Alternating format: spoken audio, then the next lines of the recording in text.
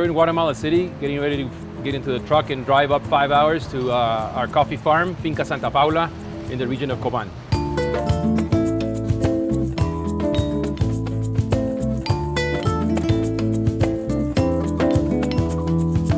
4 generations ago, it started in Guatemala from our father's side, in El Salvador from our mother's side, and we've been basically grew up in the farms since our grandparents.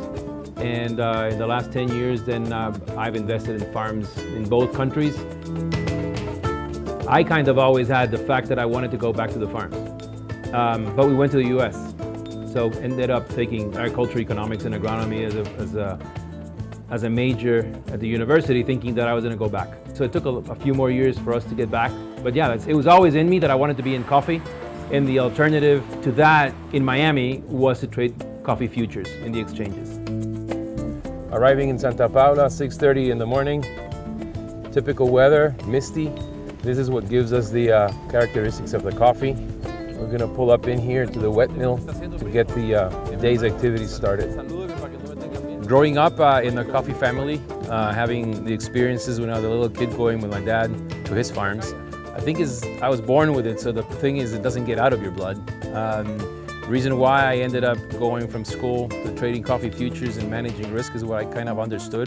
And 30 years later, that's what I'm still doing, so I really love being in coffee.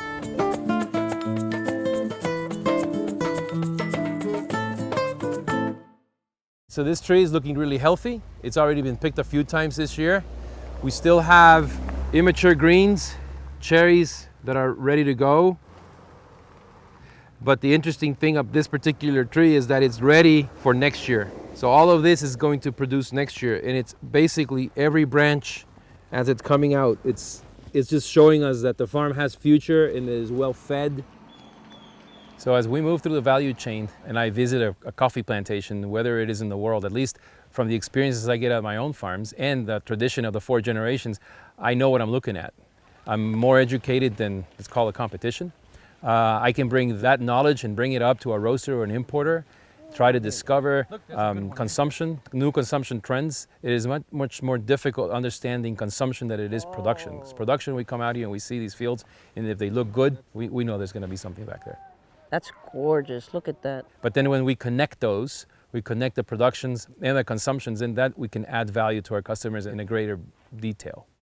In my case, it was a little bit different. I did follow him to the same university, but I was more intrigued by finance and all things having to do with markets. So I technically haven't stayed on the farm level, but I really enjoy everything that we learned through these generations and the things that we learned way back when as children at the farms. It was just an amazing experience to have been able to have that background.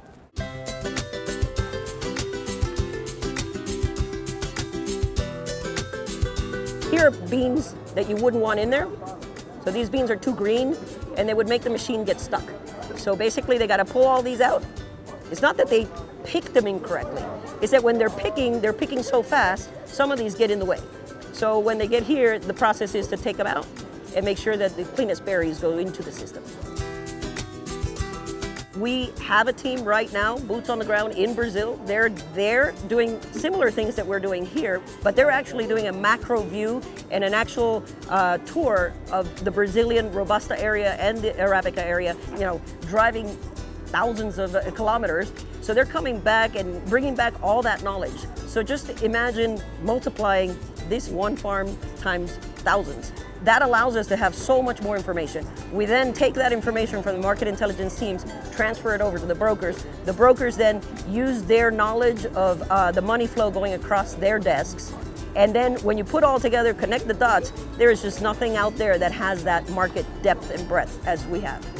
So I try to be in the farm on an average of about every 6 weeks, but that's just these farms. As part of my job, I am in farms or in roasting operations or somebody coffee business twice a month at least. So when I go down to Brazil, I'm in Brazil at least 10 days driving around. Our trips as a company are between 4,000 to 6,000 kilometers. So we really understand and learn from them to be able to help our customers around the world. The guys are bringing in the coffee from the washing from yesterday. This is a greenhouse that'll be around 85 degrees.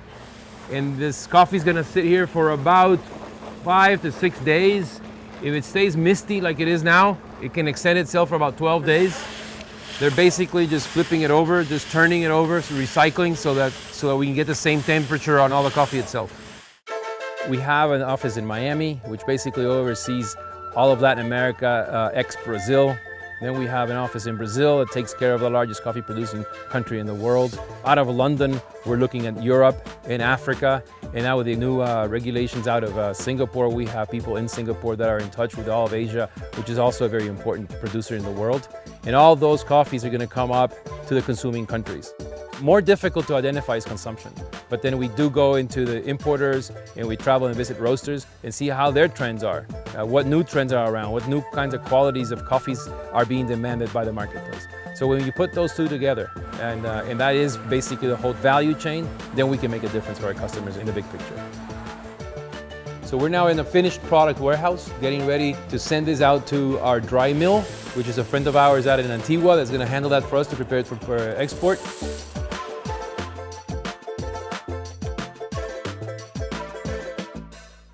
So one of the great benefits of dealing with a mill owner, and specifically with somebody that trusts and you know for a long time, is that we can sit here and because of the size of the operation, we can talk about qualities of what is looking like for that particular season. So he's going to have coffees in this mill of every single process. So he's going to have the Arabicas, the high-end coffees, the specialty coffees. He's going to have Robustas. He's going to have processes natural like the ones we've seen today. So we can basically take a cut across the entire country of what he sees in quality and volumes because he's in tune with not only 2 or 3 producers, he's talking to the whole country itself.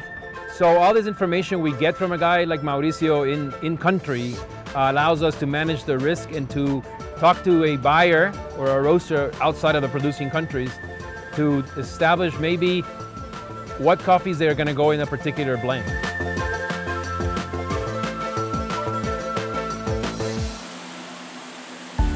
While I may have a finance degree, I think that this process of learning from the land and everything that it has to give, and having been working with all these different people, allows me to really be able to analyze a product in a different way. So it doesn't matter if it's coffee, cocoa, sugar, it can even be metals or even currencies.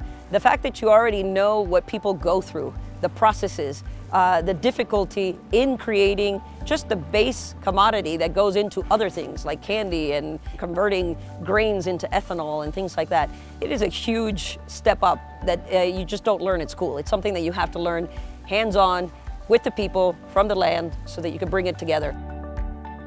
Our customers get the benefit of knowing that we are out here in the fields, ours or our other customers, but at the end of the day, they realize that we are understanding what everybody else is going through.